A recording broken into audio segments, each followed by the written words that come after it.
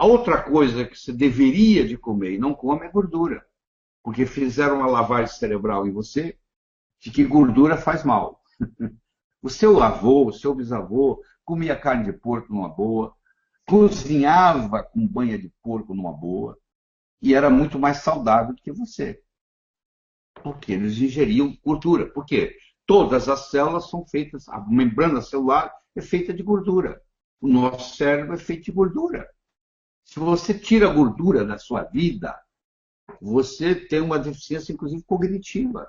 Eu acho que existe uma doença no mundo hoje chamada deficiência lipídica, que nós, cardiologistas, assustamos as pessoas que elas não podem comer gordura. Porque se elas comerem gordura, o colesterol vai subir, meus amigos. Meu amigo, você que está aí, meu amigo. Colesterol não é feito de gordura.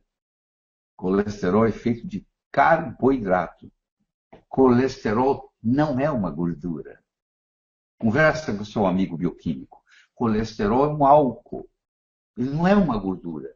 E ele não é feito de gordura. Ele é feito de carboidrato. Se o seu colesterol está elevado, provavelmente é porque você está comendo muito açúcar. Se você diminuir a sua quantidade de açúcar, você vai diminuir o seu colesterol. Muitas vezes o seu colesterol está elevado porque você tem um problema de tireoide. Você tem hipotireoidismo. Aliás, o colesterol elevado antigamente era usado para detectar, hoje já tem exame mais sofisticado, se você tinha algum problema de tireoide. É o teste dos pobres para saber se tem problema de tireoide. Então, se você está com colesterol alto, você vai no seu cardiologista e ele, sem checar sua tireoide, ele te passa uma estatina da vida, e na realidade você está com um problema tiroidiano, ele não resolveu o seu problema, em absoluto. Porque o colesterol elevado é apenas um marcador. Imagine que você tenha uma fábrica que fabrica fogos de artifício. E você sabe que as fábricas que fabricam fogos de artifício, uma hora pode explodir, pegar fogo e queimar tudo. Então você montou um sistema de alarme, com um alarme na sua cabeceira, na sua cama. Se algum dia a sua fábrica ela pegar fogo e começar a aparecer fumaça, vai tocar uma campainha na cabeceira da sua cama e você vai tomar uma providência. Só que um dia você acorda às 3 da manhã, a campainha está tocando, você vai lá e corta o fio dela, claro, ela parou de tocar, e você volta a dormir. É mais ou menos assim. O colesterol subiu, ele é mocinho, ele não é bandido, ele está ali por uma razão, por um marcador, ele é um marcador, só que você vai lá e baixa o colesterol. Você vai lá e corta o fio do alarme, ao invés de você ver o que está causando. Entendeu a diferença? E aí, erradamente, você fala assim, não, eu não posso comer gordura. Aí, como você não pode comer alimentos sem gordura é igual comer isopor, ninguém aguenta. Tem que colocar um açúcarzinho para enganar o paladar. Aí você começa a ingerir mais carboidratos. E na ingestão de mais carboidratos, você desenvolve uma síndrome metabólica. Você pega a barriguinha de chope, entendeu? Você fica mais obeso e você começa a ter os problemas do diabetes. E isso depois leva um susto, porque o diabetes no começo ele é silencioso, ele é praticamente sem sintoma. E aí vem a história das proteínas, que muitos de vocês comem demais e muitos de vocês comem de menos.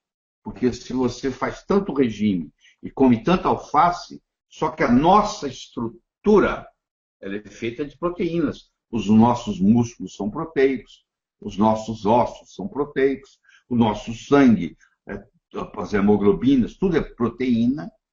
Então, se você não ingere a adequada proteína, que é 1 grama por quilo de peso, você pesa 70 quilos, você tem que ingerir em torno de 70 gramas de proteína por dia. Se você não ingere as proteínas certas, você começa a desenvolver uma coisa chamada sarcopenia. Você chega a um ponto que você não consegue atravessar a rua sozinho mais. Você precisa de alguém que te dê a mão e te ajude, porque você não tem mais força para levantar o seu esqueleto. Tá? E tem pessoas que comem proteína demais. Pessoas que vão bombar nas nossas academias e ingerem whey protein em quantidade grande e eles não sabem, coitados, que grande parte dessa proteína que eles ingerem no organismo vira açúcar. Sabia disso? que proteína vira açúcar. Se você ingerir demais, ela vira açúcar.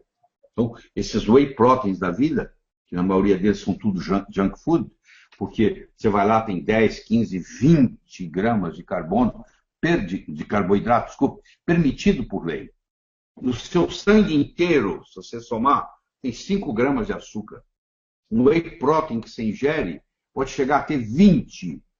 Como o Fantástico fez uma análise uma vez, alguns chegam a ter 30 gramas de açúcar, de carboidrato, que vai virar açúcar, por porção. Você pensa que está ingerindo proteína, e você está ingerindo muito mais carboidrato do que proteína. E aí nós temos que ter a preocupação com as vitaminas e com os minerais. Toda deficiência de uma vitamina causa uma doença. Se você não tem vitamina A, você tem cegueira noturna.